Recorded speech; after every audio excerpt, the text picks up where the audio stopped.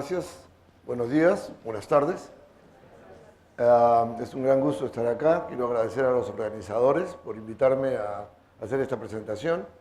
Creo que es una labor muy importante el poder juntar al público con los investigadores para que podamos decirles qué estamos haciendo con todas esas horas que pasamos en el laboratorio y de qué forma puede de alguna manera ayudar a la sociedad en general. Hoy día les quiero hablar sobre un grupo de moléculas que existen en las células, que son muy importantes porque llevan a cabo funciones muy importantes. Y esto viene por el hecho de que hasta hace muchos años, unos 20 años, 25 años, la visión que teníamos de las células era que las células son como pequeñas bolsitas llenas de una solución de proteínas y ácidos nucleicos. Hoy en día sabemos que ese no es el caso, sino que las células, en efecto, disculpen que estoy usando los diapositivos en inglés, pero la charla va a ser en castellano. Las células poseen polaridad. ¿Qué quiero decir con polaridad? Que en las células hay un norte, un sur, un este, un oeste en la célula. Y la célula incluso está atravesada por verdaderas autovías a través de las cuales las células conducen material de un extremo de la célula, digamos desde el este al oeste. Y hay maquinaria especial que hace esa conducción y que transporta. Estos procesos de transporte ocurren sobre estas supercarreteras, digamos, que existen dentro de la célula. Entonces, este tipo de movimiento al cual me estoy refiriendo es de tipo direccional, porque vamos de un lado al otro extremo, y eso requiere que la célula utilice una maquinaria especial para llevar a cabo este movimiento. Y este movimiento, como digo, se da de un extremo al otro de la célula a través de membranas, etc. Ahora bien, este tipo de transporte activo, direccional, no puede ser llevado a cabo simplemente dejando que las moléculas se muevan de una manera aleatoria y lleguen a su destino, sino necesitamos que estos procesos sean procesos que sean activos, es un transporte activo, y por lo tanto necesitan el uso de energía. Necesitamos usar energía. Y bueno, creo que... Ok. Entonces, está funcionando, ¿no? Bueno, algunos de ellos están funcionando. Acá ven ustedes 3 ejemplos en que del tipo de movimientos que ocurren en la célula. Por ejemplo, estas son bacterias que están usando un flagelo, una especie de látigo que tienen en un extremo y lo mueven como si fuera un hélice, y esa hélice le permite a estas bacterias en realidad movilizarse e ir a buscar alimento. Es muy importante para estas células poder encontrar el alimento y lo buscan moviéndose en el espacio para poder buscar el alimento. Aquí ven ustedes el proceso en el cual cuando se divide una célula, la célula se va a dividir entre 2 células hijas y cada célula hija tiene que tener un complemento completo de cromosomas. Y ven ustedes cómo los cromosomas se segregan, un set de cromosomas para una célula y el otro para la otra célula. De nuevo, este tipo de movimiento es llevado a cabo por otro motor, otra máquina molecular que se encarga de hacer esa segregación. Y creo que acá pueden ver, porque no sé si...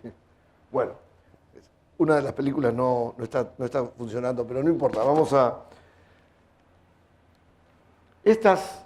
Este movimiento direccional del cual estoy hablando se lleva a cabo mediante máquinas moleculares, pequeñísimas máquinas moleculares que tienen la habilidad de funcionar como motores moleculares. Ahora, ¿qué cosa es un motor molecular? Un motor molecular es un sistema que convierte la energía química en energía mecánica, ¿no? Entonces, por ejemplo, cuando yo flexiono mi músculo, hay motores moleculares que están utilizando un tipo de energía química y que lo están transformando en fuerza mecánica, que me permite levantar una pesa o caminar, ¿no? Entonces, este tipo de maquinaria son motores moleculares y por lo tanto convierten la energía química en trabajo mecánico a través de la generación de fuerza y desplazamiento. E igual que las máquinas macroscópicas, digamos, las máquinas que estamos acostumbrados a ver, que inventamos nosotros mismos, funcionan con un ciclo operacional. ¿A qué me refiero con esto? Ustedes, en su automóvil, ustedes tienen una máquina que es un motor que convierte la energía química en energía mecánica, igual de lo mismo que estoy hablando yo ahora. ¿Cuál es la energía química? Bueno, del combustible, y entonces un motor tiene en realidad 4 fases en su ciclo. En la primera fase entra al pistón, al cilindro, entra primero el combustible. Esto es lo que le llaman la inducción.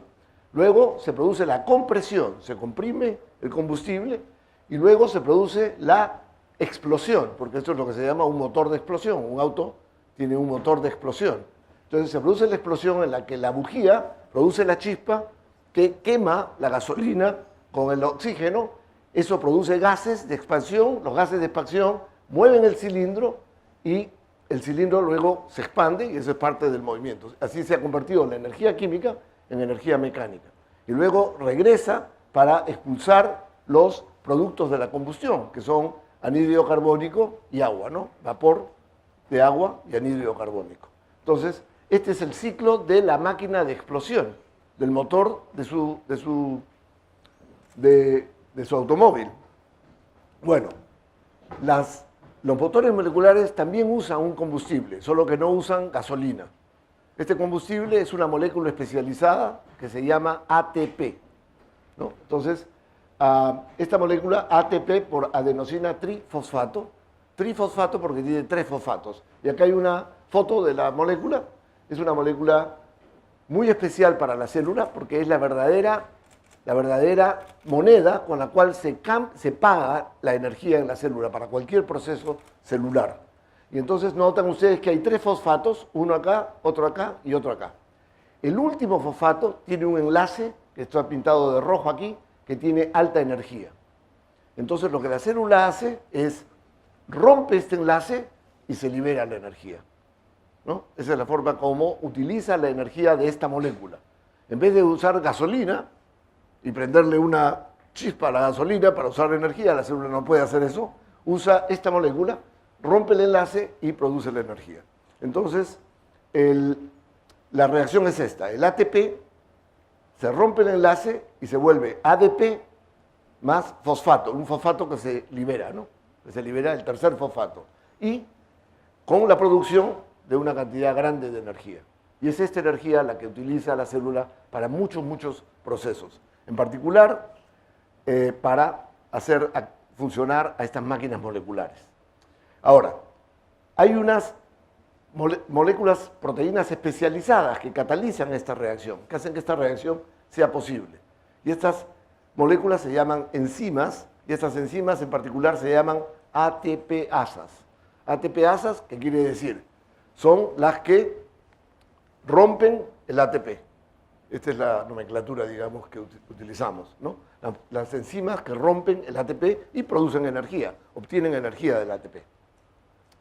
Entonces, ahora, resulta que la mayor parte de los motores moleculares de los cuales les he estado hablando, que llevan a cabo estos movimientos, son ellas mismas ATPasas, que han aprendido a través de la evolución a romper, no solamente romper el ATP, sino no dejar que esa energía se libere y se pierda, sino usar esa energía para llevar a cabo una función mecánica. Porque hay ATPasas en el organismo, en la célula, que simplemente su función es romper el ATP y liberar la energía. Pero estas no, estas son ATPasas especializadas que rompen el ATP y no dejan que se escape la energía, sino la utilizan y la canalizan para producir trabajo mecánico, energía mecánica. Entonces, son, por lo tanto, transductores de energía que convierten la energía química del ATP en trabajo mecánico, generando fuerza, torque y desplazamiento. Bien, ahora, esto que les estoy diciendo es en realidad, son ideas que han aparecido en la biología hace aproximadamente unos 30 años, 25 años, y los biólogos han querido estudiar cómo funcionan estas máquinas moleculares. Sin embargo, sería erróneo pensar que son ideas nuevas completamente, porque hay muy pocas cosas nuevas bajo el sol, ¿no? Ese es el dicho. Hay muy pocas cosas nuevas bajo el sol. Y, en efecto, quiero leerles el texto de un libro escrito el año 1666 por un científico italiano, Marcello Malpighi, que escribió: la industria operativa de la naturaleza es tan prolífica que máquinas serán eventualmente halladas, no solo desconocidas para nosotros, pero inimaginables en nuestra mente.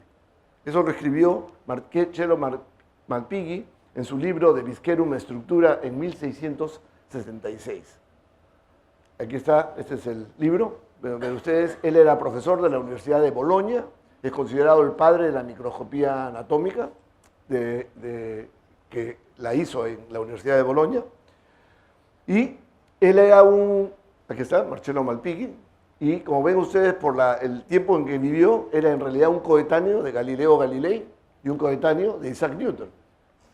De modo que es muy interesante saber y ver que en el siglo XVII se produce una revolución en todas las ciencias, no solamente en la biología, sino en la física también, paralela. Son dos revoluciones paralelas, y mientras Galileo y Newton estaban esencialmente definiendo los términos de lo que es la fuerza, lo que es el torque, lo que es la aceleración, lo que es la energía, Malpighi estaba tratando de estudiar máquinas moleculares, o hablando de máquinas moleculares, y que estos términos eventualmente serían en los cuales vamos a describir hoy en día las máquinas de las cuales hablaba Malpighi, ¿no?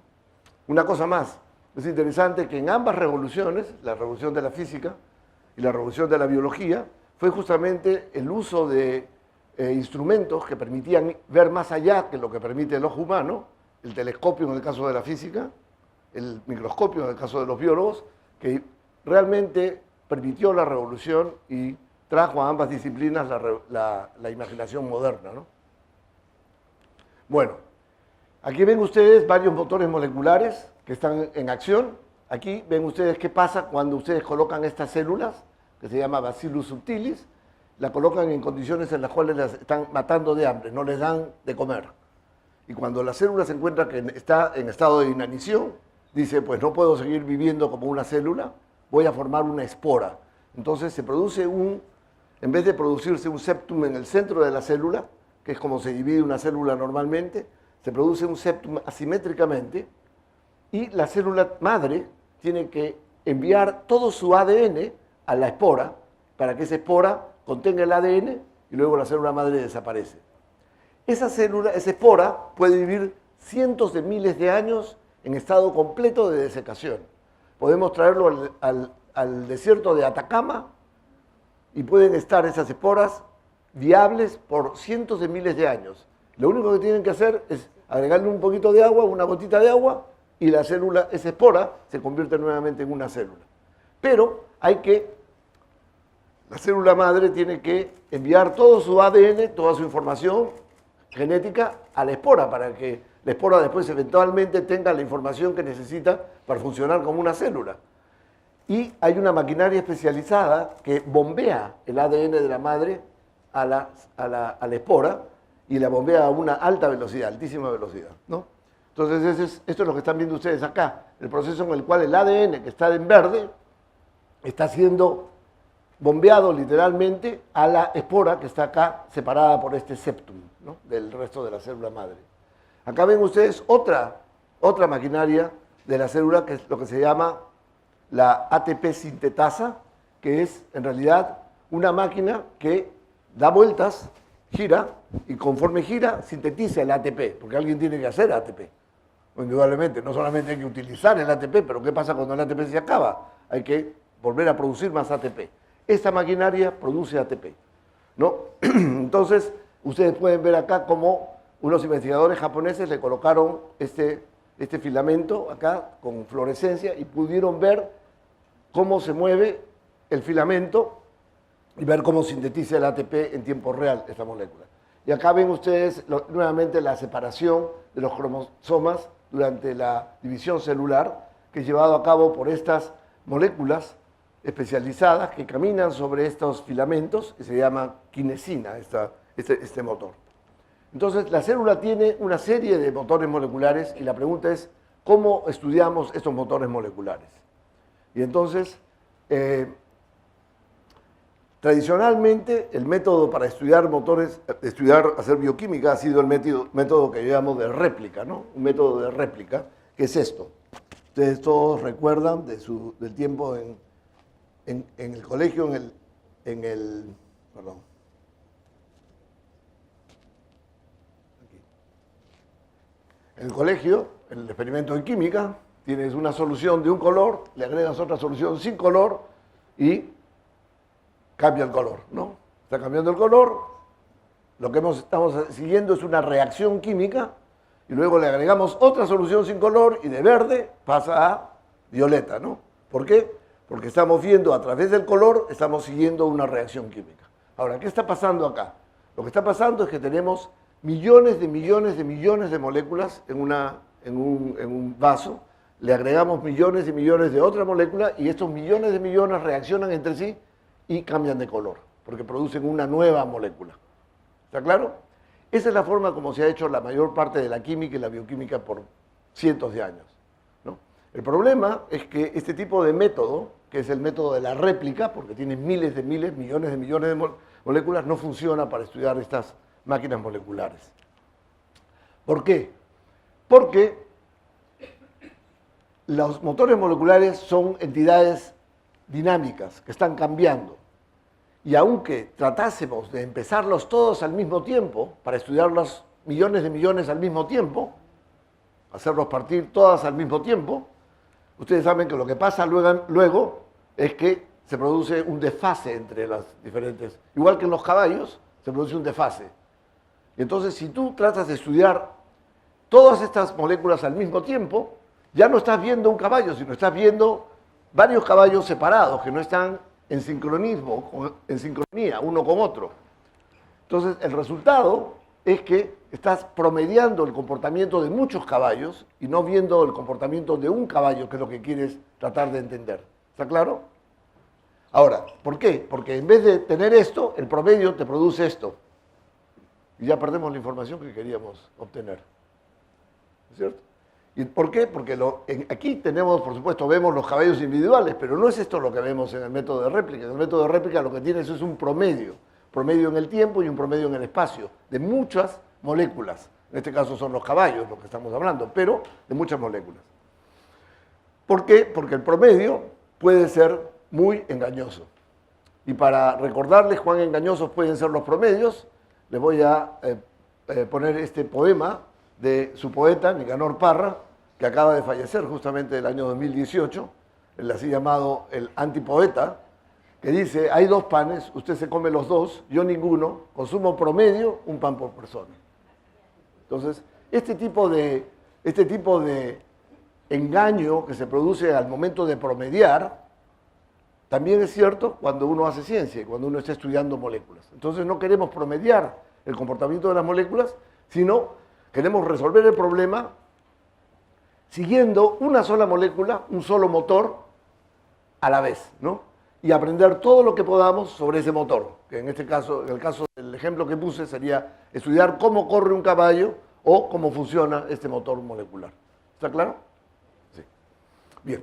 Entonces, ahora bien, en el año 1970, este físico americano, Arthur Ashkin, encontró que era posible hacer lo siguiente, que él podía tomar un láser, como el que tengo en la mano, y con este láser que está colimado, digamos, enfocado, él descubrió de una manera completamente inesperada, que él podía, en un microscopio en el que habían bolitas de plástico, muy pequeñitas, de 1 micrón, o sea, 1/1000ª de metro de plástico, esferitas de plástico, él podía poner este rayo láser a través del microscopio y agarrar a la bolita de plástico.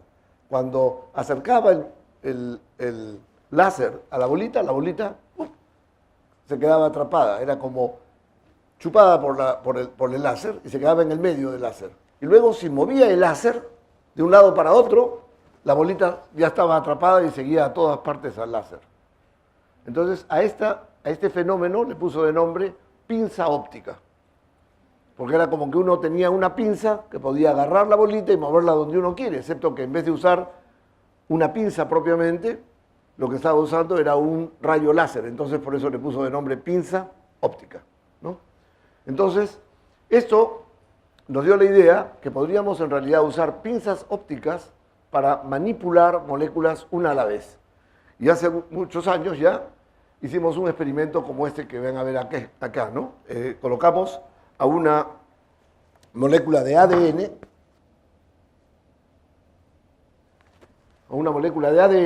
entre dos bolitas, una sostenida por una pipeta y la otra agarrada en un rayo láser, y podíamos estirar la molécula de ADN.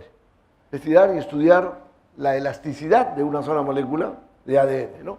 Ahora ustedes dirán, ok, eso es una cosa muy simpática, muy interesante, pero so what, como se dice en inglés, ¿no? ¿Y qué? ¿Y qué? Bueno, en primer lugar debo decir que en la ciencia la mayor parte de las razones por las cuales hacemos los experimentos es porque es interesante hacerlos.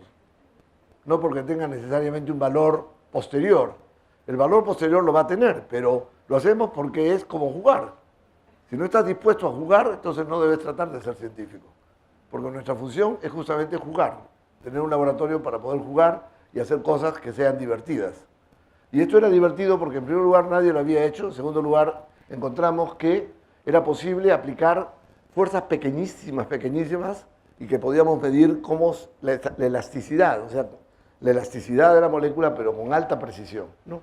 Entonces, y el momento que hicimos este experimento no nos dimos cuenta, porque el que dice que tiene una visión del lince que puede en realidad ver al futuro, no es un científico, porque los científicos sabemos muy bien que nosotros vemos lo que tenemos al frente inmediatamente y simplemente nos movemos en esa dirección para hacer lo que es interesante. Y eso nos abre una nueva perspectiva, que es de nuevo otro panorama, pero es un panorama limitado. Y entonces de esa forma vamos avanzando. Y eventualmente se hizo claro que si podíamos hacer esto, podíamos hacer otro tipo de experimentos que son los que les voy a mostrar en un instante. Ahora, alguien cuando le estaba explicando ayer lo que estamos haciendo me dijo, pero ¿cómo agarras una molécula de ADN y la colocas exactamente entre las dos bolitas? Haces un puente entre dos bolitas con una molécula de ADN. Entonces, he puesto este video para que vean ustedes más o menos que es bastante más fácil de lo que parece el hacer este puente. Lo que hacemos es esto. En primer lugar, pasamos bolitas en una cámara y colocamos una pipeta, una micropipeta, que está acá, que la producimos en el laboratorio de vidrio, y por succión agarramos una bolita. Esta bolita tiene en la superficie unas moléculas que reconocen el extremo del ADN. ¿Ok? Entonces luego que ya tenemos una bolita, pasamos moléculas de ADN, creo que hay una, no. Bueno, pasamos moléculas de ADN y por chance una de las moléculas de ADN se choca contra la superficie de la bolita y se forma un enlace entre el ADN y la bolita. Entonces ahora, como sigue el flujo, el ADN está como si fuera una bandera en el viento, ¿no es cierto? Y entonces el otro extremo del ADN también puede reaccionar con otra bolita. Entonces pasamos más bolitas, prendemos la pinza óptica, que es esta cruz, y por casualidad una bolita entra a la pinza óptica y se queda atrapada en la pinza óptica. Entonces ya tenemos una bolita, el ADN atrapado a una bolita, pero el otro extremo libre. Y luego acercamos la pipeta en presencia del flujo para que un enlace se forme entre este extremo del ADN y la bolita. Y cuando eso pasa, podemos jalar la bolita y pescar la bolita, por así decirlo, usando el ADN como nuestra línea de pesca. En ese momento sabemos que tenemos un ADN entre las dos bolitas. ¿Está claro? Ok, pero ahora les voy a mostrar el video, ¿no? El video empieza acá, porque ya hay una bolita en la pinza óptica y se supone que allá hay un ADN acá, pero es un ADN, ahora lo van a ver, ¿no? Entonces, van a ver ustedes que es en realidad más fácil de lo que parece, porque ahí está. Estamos tratando de pescar. Ahí.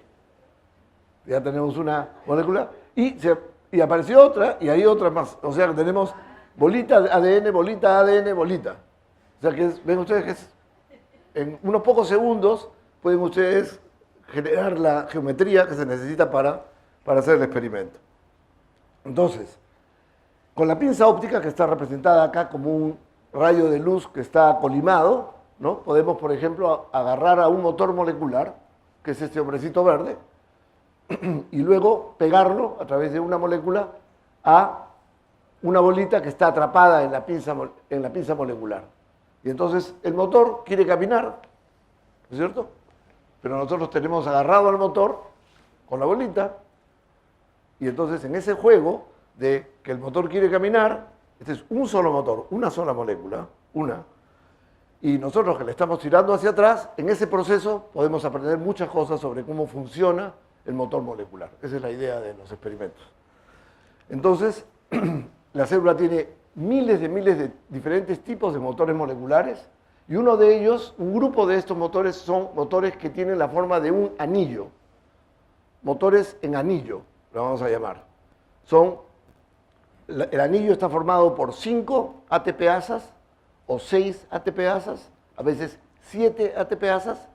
Entonces nosotros decimos que son pentámeros, si son 5, hexámeros, si son 6, heptámeros, si son 7, y funcionan en una serie, una variedad de procesos en la célula. Por ejemplo, el virus del herpes. Ustedes conocen el virus del herpes. El virus del herpes es un virus que tiene un motor molecular en la base del virus, cuya función es empaquetar el ADN del virus en la cabeza del virus. Y claro, tiene que tirar del ADN y colocarlo en la cabeza del virus, ¿no? O, por ejemplo, hay motores en anillo que se encargan de separar cadenas del ADN para que puedan ser leídas por otras moléculas. Ese es también un motor de anillo. La que le enseñé anteriormente, el motor que les enseñé anteriormente, que es el que bombea el ADN de la célula madre a la espora, es otro motor de anillo, que hace este bombeo a través de la membrana del septum. La ATPasa, la que sintetiza ATP, es un motor de anillo también, como ven acá. Y finalmente, esta es una especie de maquinaria que destruye las proteínas en la célula. Porque la célula no siempre necesita la proteína puede estar dañada o simplemente ya no necesita más de esa proteína y tiene que destruir la proteína. ¿Cómo la destruye? Le pone una marca, le pone una especie de tag, y esta maquinaria, que es un motor de anillo, reconoce el tag, lo agarra y empieza a jalar de la proteína, y como no puede entrar la proteína a través de la apertura del anillo, la proteína se despliega y luego la pasa a una segunda cámara donde la corta. Y la corta en sus aminoácidos y recicla los aminoácidos para ser utilizada para sintetizar otras proteínas. Este es otro motor de anillo. Nosotros estamos estudiando este y este motor. Estos 3 motores los estamos estudiando y les voy a hablar un poco más sobre este motor en particular, el del virus. Este virus, que es este virus que ven acá, tiene una cápsula, y esta cápsula tiene el motor, está en colores acá, es el motor que empaqueta el ADN, es un motor molecular de anillo. Tiene 5 subunidades. Como cada subunidad es una ATPasa y rompe el ATP para producir energía, pensamos que cada subunidad es como si fuera un cilindro del automóvil.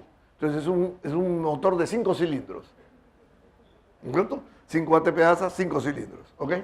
Entonces, conocemos bastante ahora estructuralmente de este motor, pero es en realidad hemos estudiado la estructura del motor, sabemos mucho del motor, pero no les voy a dar estos detalles porque no es tan importante. Lo que quiero decirles es más bien que la idea es jugar este juego. Ustedes saben, en la playa, un grupo agarra una soga, otro grupo agarra la soga del otro lado y hacen lo que en inglés se llama tag of war, que no sé en castellano cuál sería la traducción de tag of war, tirar de la cuerda. Bueno, entonces, el motor va a tratar de empaquetar al ADN en esta dirección y nosotros vamos a tirar del ADN de la otra dirección para oponernos a que empaquete, y en ese juego vamos a tratar de aprender cómo funciona el motor, ¿no? Entonces, Le voy a poner una película de un experimento en tiempo real, de cómo podemos ver la actividad de este motor. Ya ustedes vieron que es posible colocar una molécula de ADN entre dos bolitas. Ahora lo que tenemos que hacer es colocar un virus que está empezando a empaquetar el ADN y agarrarlo y agarrar este virus y pegarlo a esta bolita en la pipeta y en el otro extremo del ADN en otra bolita en la pinza óptica. ¿No es cierto? Entonces ahora se puede hacer como lo hicimos con el ADN y entonces ahora podemos ver en tiempo real qué pasa. Estas pinzas ópticas son instrumentos muy interesantes porque además que permiten atrapar cosas y ejercer fuerza, también permiten medir cuánta fuerza se ejerce. Ya empezó el empaquetamiento y ustedes no ven nada acá. Sin embargo, noten esta barra negra aquí. ¿Qué está pasando? Está creciendo. ¿Por qué? Porque cuando el motor está empaquetando, se está poniendo tenso a la molécula de ADN y empieza a jalar a la bolita de la pinza óptica. Y al jalar a la bolita de la pinza óptica aumenta la tensión. Y la pinza óptica me está diciendo cuánta tensión está produciéndose. Entonces podemos ver cómo está tirando de la bolita en la pinza óptica, que está acá.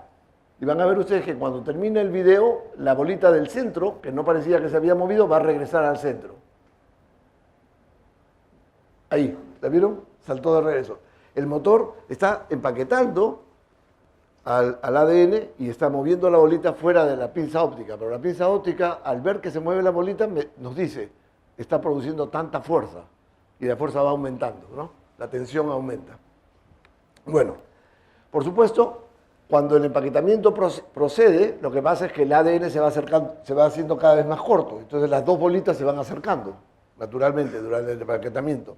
Entonces, si hacemos una gráfica de la distancia entre las dos bolitas, que es la longitud del ADN, ustedes ven que el empaquetamiento hace que el ADN sea más pequeño, se acorte la distancia entre las bolitas. Esto es para 4 diferentes virus.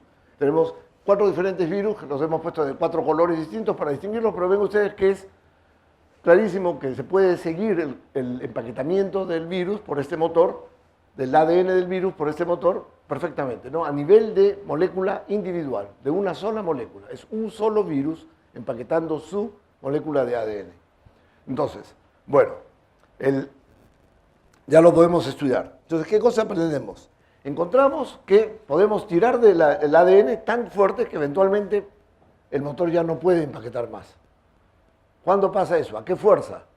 Sucede que pasa a una fuerza de 70 piconewtons. El newton es la unidad de peso, de fuerza, como saben ustedes. Para que tengan una idea, imagínense que tienen ustedes una manzana en la mano.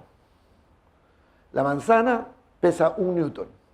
Es exactamente 1 newton de fuerza, el peso de una manzana en la superficie de la Tierra. Para los que son físicos, son 100 gramos multiplicado por 10 metros por segundo al cuadrado de aceleración, es exactamente 1 newton. Un piconewton es una millonésima de una millonésima parte de 1 newton. Entonces, hemos calculado que sería el equivalente a tener un glóbulo rojo de su sangre en la mano. ¿Ok? Es difícil de imaginar, indudablemente, porque no es una cosa que uno experimente, pero en todo caso, para que tengan la idea, es una millonésima de una millonésima parte de un newton, ¿no? Pero 70 piconewtons, claro, ustedes me dirán, 70 piconewtons ya, pero ¿qué cosa es 70 piconewtons? ¿Es mucho, es poco? Para darles una idea, hay otro motor en el músculo que se llama la miosina, que es el motor de nuestros músculos, ya he hablado de ello, que convierte también energía química en energía mecánica. Y la miosina, que la usamos todo el tiempo para levantar pesos, solo puede generar entre 3 y 5 piconewtons de fuerza. Entonces, este motor puede generar 20 a 25 veces más fuerza que la miosina de nuestros músculos. Entonces, ustedes dirán, ¿por qué? ¿Por qué la naturaleza ha permitido que la evolución produzca un motor tan poderoso, 20 veces más poderoso que la miosina? ¿Para hacer qué? Y ustedes verán que lo que sucede es esto, que la cabeza del virus es muy pequeñita y al final, cuando está empaquetando el DNA, noten qué pasa con con la línea de empaquetamiento. Esta es la longitud del DNA que queda afuera, o sea, cómo se va cortando en el tiempo. Como esto es distancia y esto es tiempo, la pendiente, que sería esta, digamos, la tangente de esta curva, es la velocidad de empaquetamiento. ¿Y qué pasa con la velocidad de empaquetamiento conforme se va llenando la cabeza? Está disminuyendo. ¿Por qué está disminuyendo? Porque se está generando una presión interna de ADN que quiere salirse del ADN. Y el motor tiene que trabajar contra esa presión interna. Bueno, hemos podido medir esa presión interna en un solo virus, y esa presión interna al final del empaquetamiento es 30 atmósferas de presión. Nosotros vivimos bajo una atmósfera. Y para que tengan una mejor idea, cuando abrimos una botella de champán chileno, Subercasó o Valdivieso,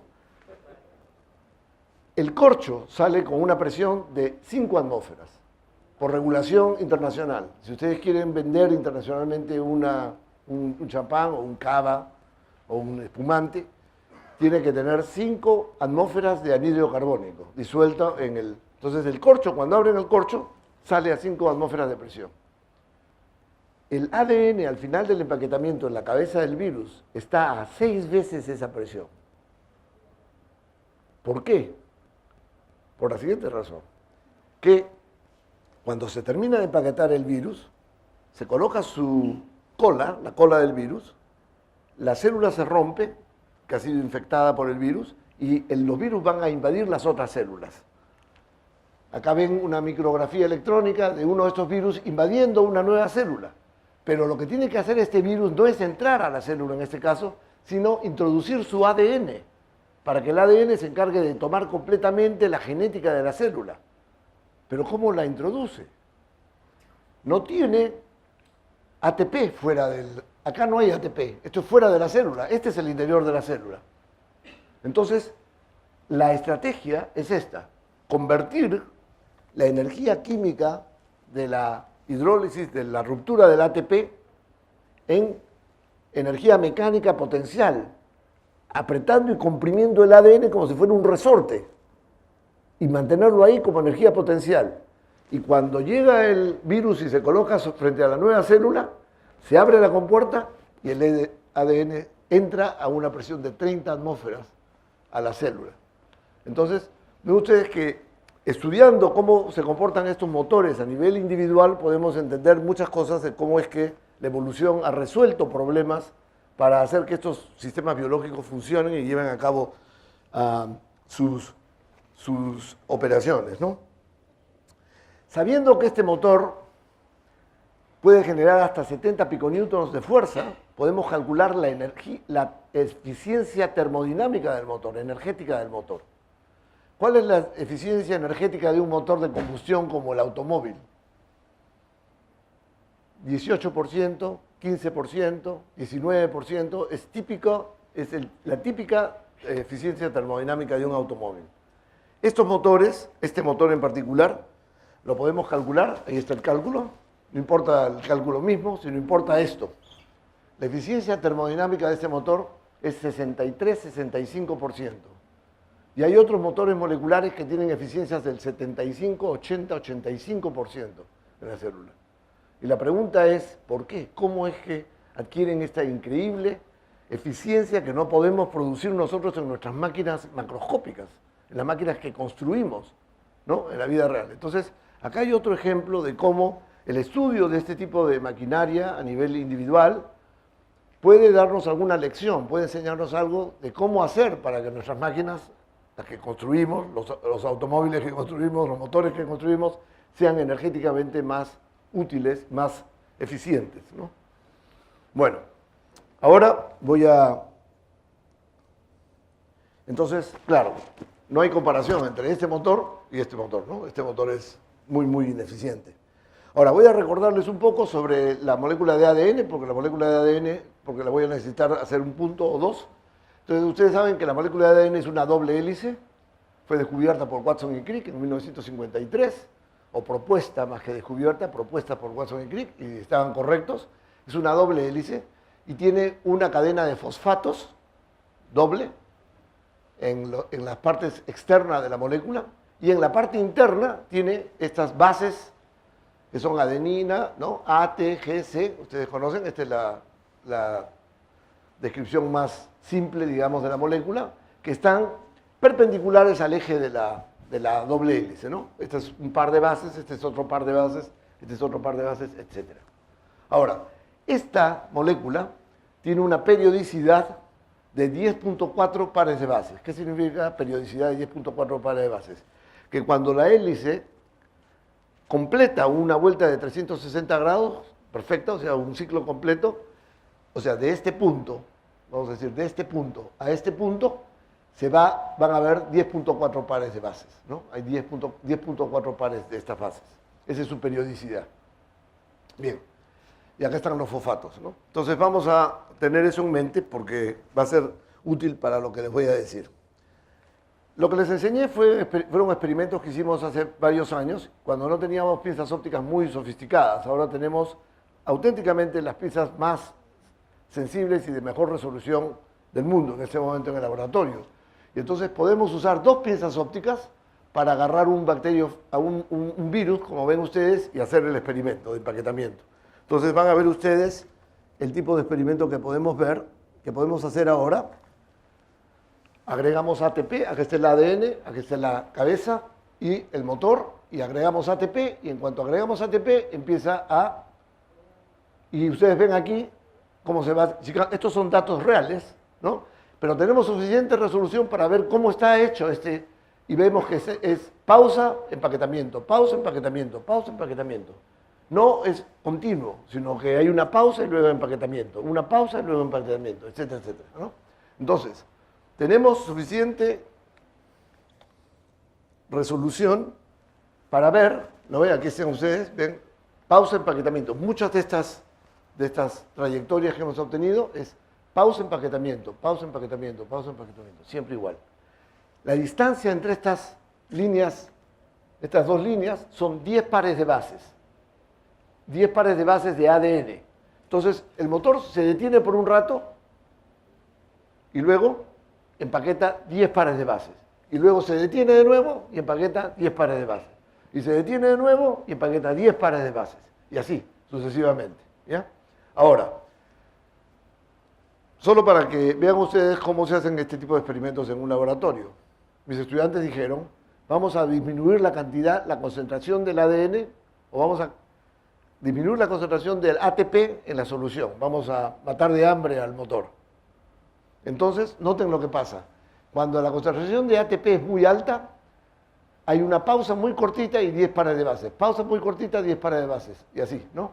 Pero conforme vamos quitándole la concentración de ATP en la solución, miren qué pasa con las pausas. Se van haciendo cada vez más largas. Pero el número de pares de bases que empaqueta el motor sigue siendo 10 pares de bases. Siempre. Entonces, ¿qué está pasando? Inmediatamente eso nos dice lo siguiente, que durante la pausa, ¿qué está haciendo el motor? Está tratando de unir el ATP. Y como le colocas muy poco ATP, se toma más tiempo en unir el ATP y por lo tanto las pausas se hacen más largas en tiempo, se alargan. Pero una vez que ya une todo el ATP que necesita, empaqueta exactamente 10 pares de bases, ¿no? Que es lo que estamos viendo acá. Siempre 10 pares de bases. Bueno, como tenemos tan buena resolución, la pregunta que les hago a todos es esta. Hay 5 cilindros, 5 ATPasas, y hay 10 pares de bases que son empaquetados. ¿Cuántos pares de bases empaqueta cada cilindro? 2. De lo natural, ¿no? 2 por cilindro, multiplicado por 5 cilindros, es 2 por 5, 10, eso explica los 10 pares de base.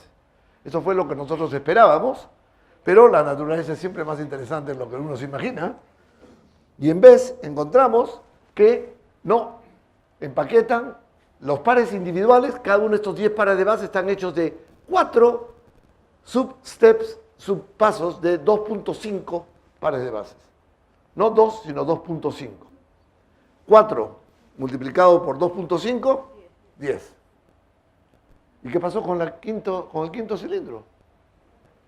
Hay 5 cilindros y uno de los cilindros no está trabajando. Nosotros decimos que ese es el profesor. Los estudiantes son los otros 4. El profesor es el que no trabaja y es el 5.º cilindro, ¿no? Entonces, esto es un problema muy interesante porque son idénticas. Todos los 5 cilindros son idénticos. Sin embargo, lo que vemos es que hay una división de labores en esta máquina en el que uno de los cilindros adopta una función de coordinación de la actividad de los otros cilindros. A pesar de que son los 5 idénticos, hay un evento que hace que este cilindro se distinga y diga, yo soy el coordinador, ustedes trabajen. ¿Okay? Entonces, miren ustedes la complejidad y la sofisticación del mundo molecular. Porque esto está sucediendo con moléculas. Estos son sistemas increíblemente pequeños que uno puede pensar que no tienen sofisticación y sin embargo se están dando este tipo de división de labor a nivel molecular. Entonces, bueno, para hacer una historia larga más corta, quiero resumir diciéndoles que el motor empaqueta en fases de pausa, 2.5, 2.5, 2.5, 2.5, pausa. Después 2.5, 2.5, pausa, ¿no? Eso es lo que hemos visto. Entonces, y que el ATP se une acá durante la pausa. Durante la pausa es que el motor absorbe el ATP que necesita para hacer su trabajo. Entonces, podemos, le voy a decir ya, aquí durante este tiempo se une el ATP, está entrando el ATP, y la ruptura del ATP para sacar la energía se produce aquí, en estos puntos. Eso no se lo he mostrado, pero tómenlo con fe, que se rompe el ATP, el fosfato del ATP, el tercer fosfato se libera y al momento de que se libere el fosfato, la molécula hace 2.5, 2.5, 2.5, 2.5. 4 ATPs.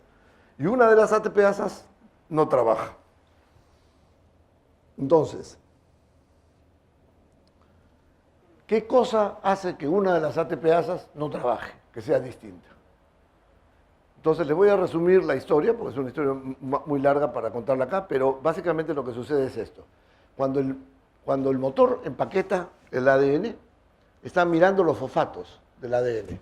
Y cuando encuentra el 10º fosfato, une al fosfato del ADN y la subunidad o el cilindro que agarra al fosfato, esa es la subunidad especial, que le cambia su carácter y la hace ser la coordinadora y no trabajadora. ¿Okay? Ese es el punto. Entonces, ¿qué pasa? Que este número 10 es muy importante porque es el 10º fosfato y la pregunta ¿es la misma subunidad cada vez la que no trabaja o se van turnando las que no trabajan alrededor del motor? Podemos demostrar que es la misma subunidad. ¿Cómo sabemos eso? Porque nos estamos haciendo una pregunta distinta completamente, que era esta.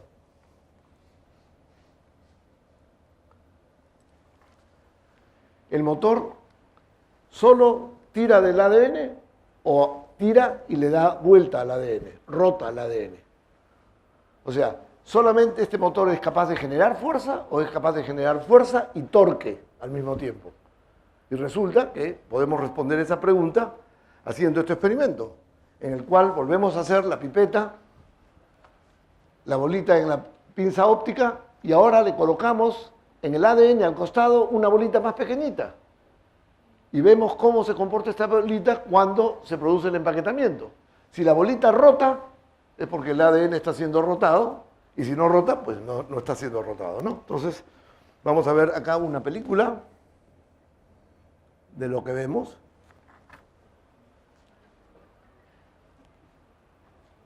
Ven ustedes que estas dos bolitas se están acercando porque el ADN se está cortando, porque el empaquetamiento está ocurriendo, pero ven ustedes que, en efecto, la bolita no sube simplemente verticalmente, sino está dando vueltas.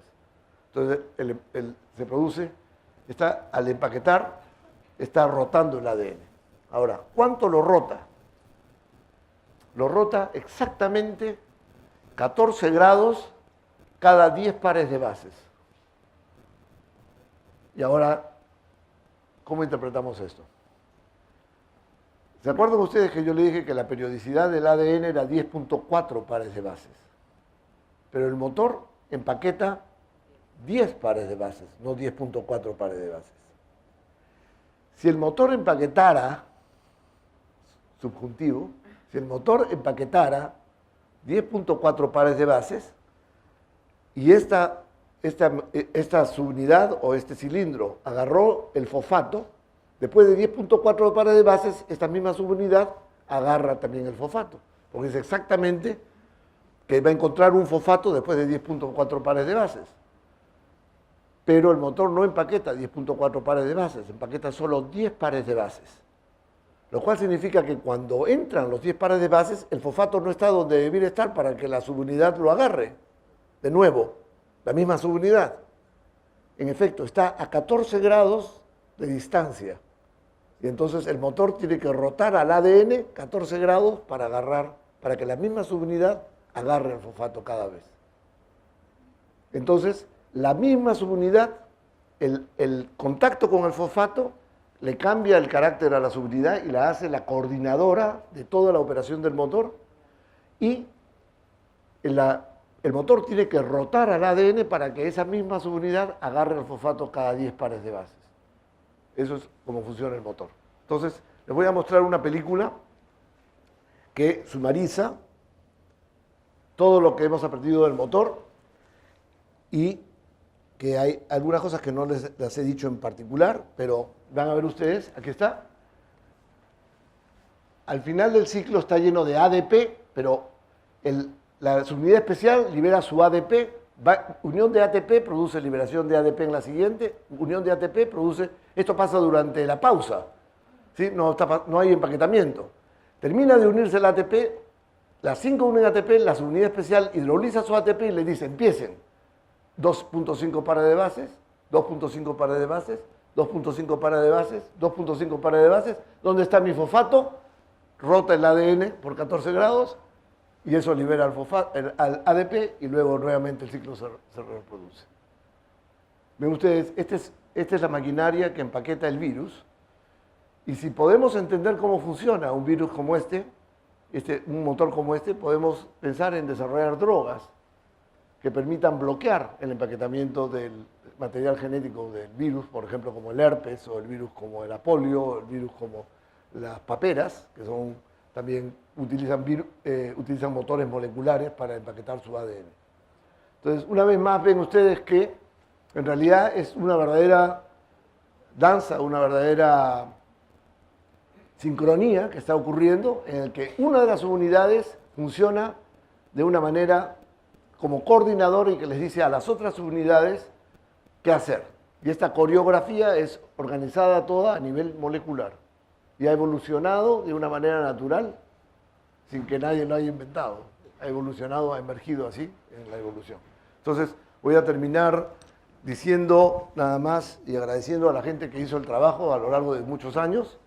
Este trabajo lo ha hecho Sander Tans, que fue un postdoc que está ahora en la MOLF, en Holanda, Doug Smith, profesor de biofísica en la Universidad de California en San Diego, Jan Chemla, profesor de física en la Universidad de Illinois, Champaign-Urbana, Ariel Kaplan, que es profesor ahora en la Universidad del Technion en Israel, y Xin-Xin Liu, que es profesor ahora en la Universidad de Rockefeller en Nueva York.